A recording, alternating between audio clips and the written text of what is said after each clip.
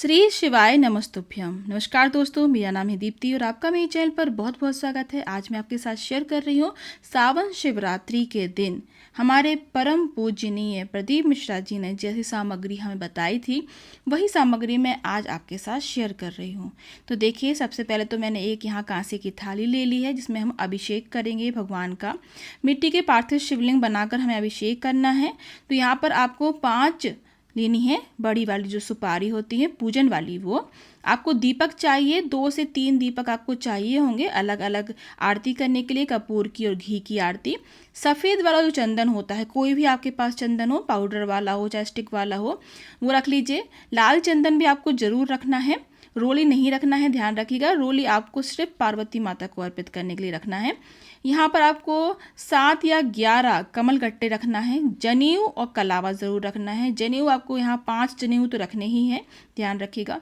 इकट्ठा सामग्री जो है आप नोट कर लीजिए, या फिर मैं आपको लास्ट में इसकी लिस्ट भी दे दूँगी, तो उसका आप स्क्रीनशॉट ले सकते हैं।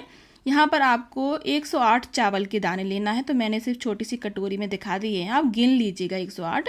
और 51 आपको गेहूं के दाने लेना है यहाँ पर, और जो मूंग के दाने होते हैं वो भी आप 51 रख लीजिएगा।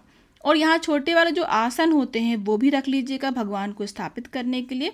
यहाँ पर आपको जो तेल है दीपक जलाने के लिए, वो तिल का तेल लेना है, या फिर आप घी का दीपक भी जला सकते हैं। फिर आपको कथा सुनने के लिए, पढ़ने के लिए एक सोमवार की कथा चाहिए। इसमें आपको सावन शिवरात्रि की भी कथा मिल जाएगी आसानी से।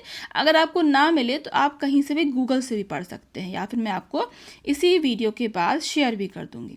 अगर आपको सफ़ेद जनेऊ ना मिले तो आप पीला भी ले सकते हैं। जैसे सफ़ेद अगर थोड़े कम क्वांटिटी में मिल पा रहे हैं तो थोड़े से सफ़ेद रख लीजिए, और एक आप पीला वाला जो है वो गणपति जी के लिए रख लीजिए। इसके बाद आपको जो सामग्री चाहिए है वो है दूध, दही, घी, शहद और शक्कर, यानी कि पंचामृत हमें यहाँ पर चाहिए होगा। और एक बात का ध्यान रखिएगा, दूध जो लेना है वो हमें कच्चा दूध लेना है। और हमें फूल पत्ती भी चाहिए। यहाँ पर आपको शमी के पत्र चाहिए, कम से कम 11 पत्र, और 21 मिल जाए तो और अच्छी बात होगी। और आपको 108 या फिर 101 आपको बेल पत्र रखनी है। उसमें भी आपको चंदन से टीका लगा लीजिए, या फिर राम राम लिख लीजिए, वो आपको अलग से निकाल कर रखना है, जो अभी मैं आपको बताऊँगी कैसे कैसे करना है। मिट्टी की शिवलिंग कैसे बनाना है वो भी मैं आपको बताऊंगी अभी। तो आप ये सभी सामग्री पहले से तैयार करके रखेंगे, तो जब वो ऑनलाइन पूजन कराएंगे तो आपकी जो पूजा है वो अच्छे तरीके से, सरल तरीके से और बिना कोई विघ्न बाधा के शांति से निपट सकती है। तो जो भी आपको पीले, नीले, सफ़ेद फूल मिल जाएं वो रख लीजिए, बेलपत्र रख लीजिए, शमी रख लीजिए। उसके बाद आपको जो जो सामान चाहिए वो आप देख लीजिए। यहाँ पर मैंने कच्चा दूध ले लिया है, तो दूध में ही मैं यहाँ दही मिला रही हूँ। आप चाहें तो अलग अलग चीज़ों से भी अभिषेक कर सकते हैं, पर मैं एक ही कटोरी में सभी चीज़ें मिला रही हूँ। ध्यान रखिएगा एक बात का, कि आपको तांबे के लोटे में या तांबे के पात्र में ये सभी चीज़ें, दूध वाली चीज़ें नहीं मिलानी है, नहीं तो वो विष जैसी हो जाती हैं।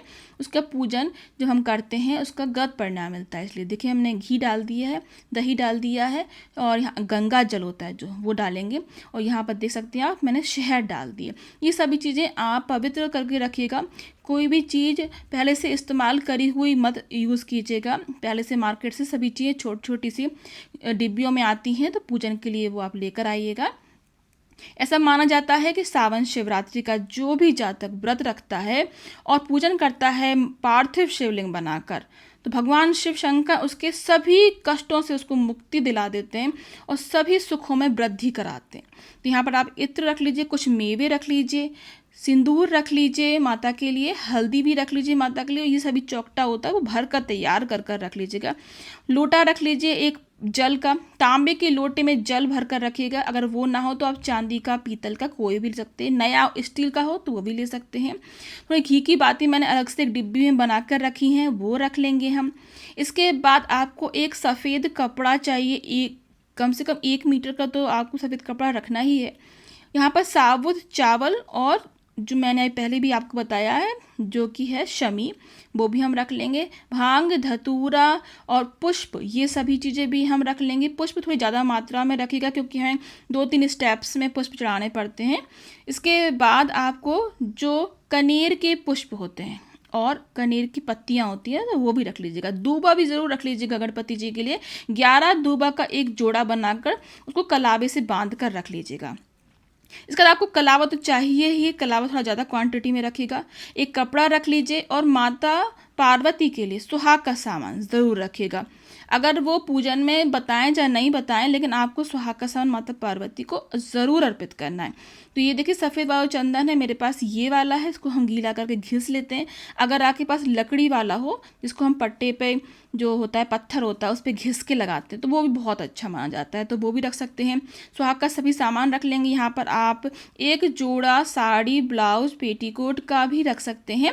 बाद में आप किसी भी सुहागिन स्त्री को, पंडिताइन को या ब्राह्मण को दे सकते हैं, उसका विशेष फल मिलता है। अब देख सकते हैं आप, मैं बता रही हूँ आपको कि हमें कैसे बनाना है हमारे शिव शंकर भोले बाबा। तो मैंने यहाँ पवित्र मिट्टी ले ली है। अगर आपको मिट्टी ना मिले तो आप गौशाला से भी ले सकते हैं, और या फिर आप नर्सरी से भी ले सकते हैं।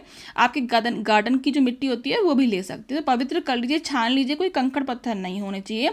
और इसमें आप थोड़ा सा गंगा जल जरूर मिला लें। और आप देख सकते हैं एक तरीके से हम इसको अच्छी तरीके से बांध लेंगे। थोड़ा सा आप देसी घी भी मिला सकते हैं, और अगर आपकी मिट्टी बाइंड ना हो तो थोड़ी थोड़ी सी रुई भी मिला सकते हैं इसमें। पर मैं इसमें लकड़ी वगैरह नहीं डालती हूँ, मुझे नहीं अच्छा लगता। अगर आप चाहें तो डाल सकते हैं, तो मुझे तो पसंद नहीं है लकड़ी वगैरह से इसको तैयार करना। पर बहुत सारे लोग करते भी हैं, पर मुझे नहीं अच्छा लगता है। मुझे लगता है कि उनको दर्द होगा, इसलिए मैं नहीं कर पाती हूँ वैसा काम। तो देखिए इस तरीके से आपको पहले जलाधारी बना लेना है, और इसके बाद आपको उसकी पिंडी रखना है। तो ध्यान रखिएगा जलाधारी थोड़ी सी आप इस तरीके से बनाइएगा कि इसका पानी जो है, जल जो है वो नीचे की तरफ बहे। एक अलग से मैंने कटोरी के ऊपर बेलपत्र के ऊपर रखा है, इससे कभी भी कोई इसमें मिट्टी में दोष होता है, कृमि दोष होता है, तो वो दूर हो जाता है हमारे बेलपत्र से। अब यहाँ पर हमारी जो पिंडी है हम उनको स्थापित कर देंगे। आप चाहें तो इसके साथ पूरा शिव परिवार बना सकते हैं, जैसे कि पार्वती माता, कार्तिकेय जी, गणपति जी, उनकी 108 गण आप बना सकते हैं। अगर 108 नहीं बना पाए तो 101 भी बना सकते हैं, 51 भी बना सकते हैं, 11 भी बना सकते हैं। तो जैसी आपकी इच्छा हो, जैसा आपके पास समय हो, बस आप बना लीजिए। नहीं तो ये जो शिवलिंग होती है हमारी, यही पूरा शिव परिवार माना जाता है। तो आप ये इनकी भी पूजा कर सकते हैं, आपको वही पूर्ण फल की प्राप्ति होगी।